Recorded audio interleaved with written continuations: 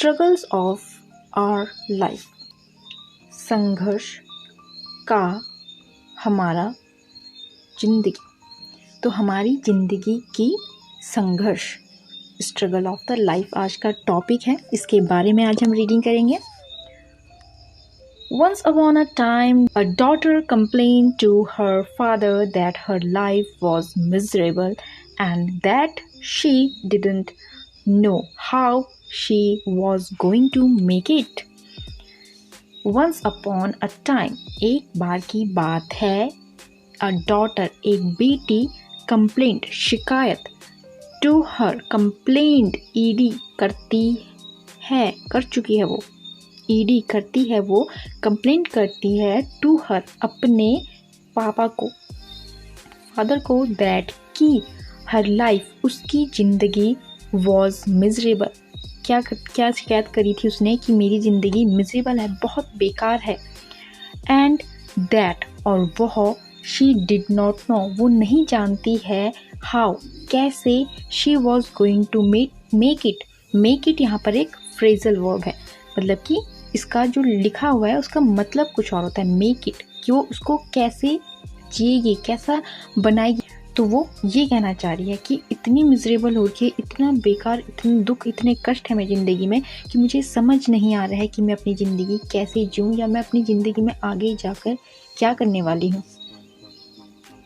She was tired of fighting and struggling all the time. वो थक चुकी है, वो थक चुकी थी। She was tired, वो थकी हुई थी, फाइटिंग लड़ना और स्ट्रगल करना, संघर्ष करना, ऑल द टाइम हर वक्त। वो थक गई थी हर वक्त अपनी ज़िंदगी से कि वो हर चीज़ में उसको स्ट्रगल करना पड़ रहा था, लड़ना पड़ रहा था, अपनी हर मुश्किल का को इतनी मुश्किलों का सामना करना पड़ रहा था, उस चीज़ से वो थक गई थी। इट सीम्स, यह ऐसा लग रहा था, सीम्स मतलब लगना, यह ऐसा दिख रहा था, जस्ट एज जैसे कि सिर्फ वन प्रॉब्लम्स वॉज सॉल्व एक समस्या सुलझाई जाती है, अनदर वन सून फॉलोड, सून मतलब जल्दी, फॉलो मतलब पीछा करना। तो एक समस्या सही होती है और दूसरी उसके बाद तुरंत आ जाती है। हर फादर उसके पापा, अ शेफ जो खाना बनाते हैं, शेफ थे, तो टुक हर टू द किचन उसको किचन में लेके जाते हैं।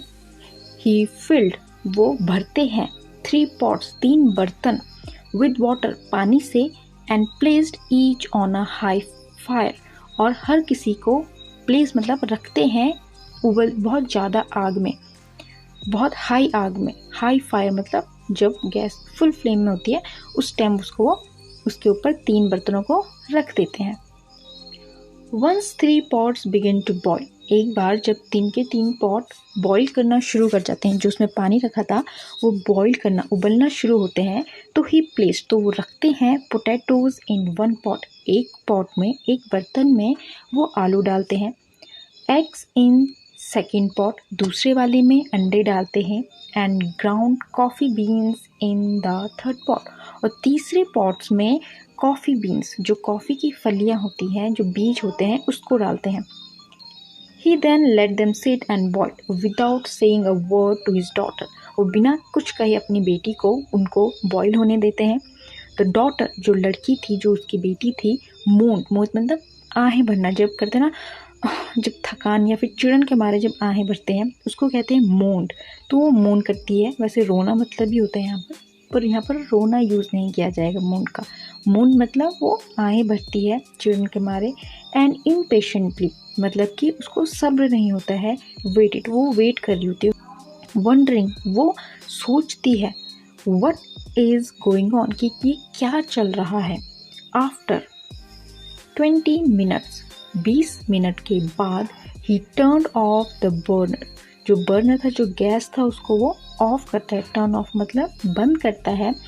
ही took the potatoes out of the pot potatoes को, आलू को वो पॉट से बाहर निकालता है। And place them in a bowl उसको वो कटोरी में रखता है। He pulled the egg out and placed them in a bowl अंडों को भी निकालता है और कटोरी में रखता है। He then laddered the coffee out of and placed in a cup, और जो कॉफ़ी होती है उसको निकाल के साइड में रखता है और जो पानी होती है उसको वो एक कप में निकालता है। Turning to her he asked, उन अपनी बेटी की तरफ मुड़कर वो पूछते हैं, बेटी, daughter, what do you see, तुमने क्या देखा? Potatoes, eggs and coffee, she hastily replied. Hastily मतलब जल्दी से वो रिप्लाई करती है, जवाब देती है कि मैंने आलू, अंडे और कॉफ़ी देखी। लुक क्लोजर, ध्यान से देखो, पास आके देखो। ही सेड, उसने कहा, उसके पापा ने कहा। एंड टच द पोटैटोज, और पोटैटोज को टच करो, आलूओं को टच करके देखो, छू कर देखो। She did and noted that they were soft, वो देखती है और वो ये परखती है, नोट करती है वो कि दैट दे वर सॉफ्ट, कि वो बहुत सॉफ्ट हो गए, मुलायम हो गए हैं।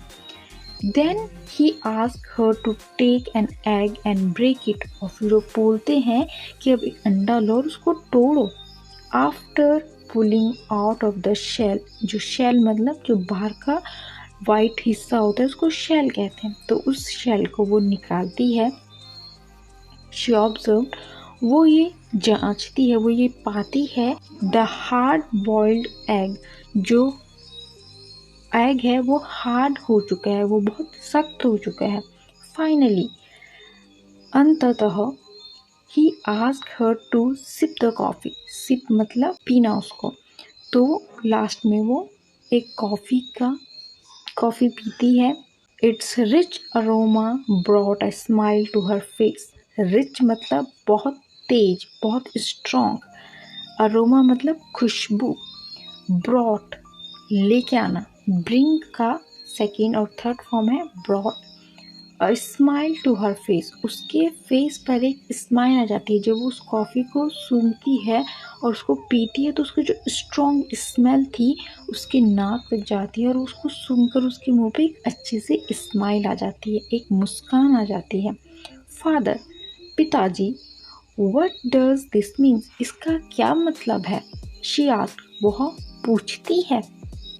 He then explained, वह एक्सप्लेन करते हैं, समझाते हैं, that the potatoes, जो आलू है, जो अंडे हैं और जो कॉफ़ी बीन्स है, had each faced the same adversity, the boiling water, इन सब ने, तीनों ने मिलकर फेस किया, सामना किया, सेम एडवर्सिटी मतलब मुश्किलों के, विपदा, जो विपदा होती है, सेम एडवर्सिटी का उन्होंने सामना किया। और वो मुश्किलें क्या थी? उन्होंने बॉइल्ड वाटर में, वो सब के सब थे, तीनों के तीनों बॉइल्ड वाटर में थे। हाउएवर, हालांकि, लेकिन, ईच वन रिएक्टेड डिफरेंटली, लेकिन तीन के तीन, हर एक, ईच वन मतलब हर एक रिएक्ट करते हैं उस पर, उनका जो रिएक्शन होता है वो डिफरेंटली होता है, उनका जो बर्ताव होता है वो अलग अलग होता है। The potato went in strong, जो आलू था वो कैसा था? वो मजबूत था, हार्ड था, कठोर था, और अनरेलेंटिंग मतलब सख्त था। बट लेकिन, इन बॉइलिंग वाटर, जब उसको उबलते हुए पानी में रखा गया, इट बिकेम सॉफ्ट, वो मुलायम हो गया, एंड वीक और कमज़ोर हो गया। द एग, जो अंडा था, वॉज फ्रेगाइल, वो कैसा था? फ्रेगाइल मतलब जो नाजुक होता है, आसानी से टूट जाता है, वो फ्रेगाइल था। With the thin outer shell protecting its liquid interior until it was put in the boiling water, जो उसका आउटर शेल था, जो उसका वाइट हिस्सा था, वो प्रोटेक्ट कर रहा था, वो उसको बचा रहा था। किसकी सुरक्षा कर रहा था? जो उसके अंदर का इंटीरियर मतलब अंदर का लिक्विड था उसके अंदर, उसको वो कैसे बचा रहा था? बाहर वाला शेल उसको बचा रहा था, उसकी प्रोटेक्शन कर रहा था। जब तक, until मतलब जब तक, it was put in water, जब तक उसको कहाँ नहीं रखा गया? जब तक उसको बॉइलिंग वाटर में नहीं रखा गया तब तक बाहर वाला शेल उसको प्रोटेक्ट कर रहा था। देन उसके बाद the inside of the egg become hard, और जब उसको बॉइलिंग वाटर में रख दिया गया तो उसका अंदर वाला हिस्सा क्या बन गया, कठोर बन गया। हाउएवर, हालांकि the ground coffee bean were unique, जो ग्राउंड कॉफिन बीन था, जो कॉफ़ी के बीज थे, वो यूनिक था, वो अनोखा था। After they were exposed to the boiling water, जो बॉइलिंग वाटर में एक्सपोज्ड हुआ, खुला, they change the water and created something new, और वो पानी को ही बदल देता है, वो पानी को ही चेंज कर देता है और कुछ नया बना के लाता है अपने साथ। विच वन आर यू, तुम इनमें से कौन सी हो? ही आस्क्ड हिज डॉटर, अपनी बेटी से वो पूछते हैं। When adversity, जब विपदाएं, मुश्किलें, knocked, दस्तक देती हैं दरवाजे पर, on your door, तुम्हारे दरवाजे पर जो मुश्किलें आएंगी, आती हैं, how do you respond, तुम कैसे रिस्पॉन्ड करती हो, तुम कैसे उसका सामना करती हो? You are you a potato, क्या तुम एक आलू हो, एक अंडा हो और एक कॉफ़ी बीन हो, या फिर एक कॉफ़ी बीन हो? तो इसका जो मॉरल था, इससे जो हमें सीख मिलती है कहानी से, इन लाइफ, जिंदगी में, थिंग्स हैपन अराउंड अस, जो हमारे आसपास घटनाएं घटती हैं, थिंग्स हैपन टू अस, जो हमारे साथ होता है, but the only thing that truly matters, पर जो सिर्फ एक अकेली चीज़ है जो मैटर करती है, जिससे फ़र्क पड़ता है, is how you choose to react, कि तुम कैसे बर्ताव करना चाहते हो उस चीज़ पर। It and what you make out of it, और तुम उससे क्या सार निकालते हो।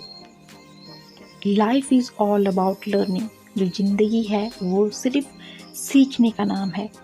एडॉप्ट करना, एडॉप्टिंग, अपनाना, एंड कन्वर्टिंग, चेंज करना, ऑल द स्ट्रगल, सारी मुसीबतों को, that experiences into something positive, और उन सब को एक साथ लाकर बदलना, कुछ नए में, कुछ पॉजिटिव में, कुछ सकारात्मक में, ये हमारी रिस्पॉन्सिबिलिटी है, ये हम चूज़ करते हैं, ये हमारा रिएक्शन होता है कि हम उस पर कैसे रिएक्ट करें और उसको कैसे लें, कि हम उस पर अंडे की तरह रिएक्ट करें और स्ट्रॉन्ग बने मुसीबतों का सामना करके, या फिर उस सिचुएशन का आनंद लेके, जो कठिनाई है उसका ही बर्ताव बदलकर उसको कुछ अच्छा बना दें, या फिर आलू की तरह उस परेशानी से, उस मुसीबतों से इतना अफेक्ट हो जाएं कि हार मान लें और उसके सामने अपनी स्ट्रॉन्गनेस छोड़कर और कोमल हो जाएं और हार मान जाएं।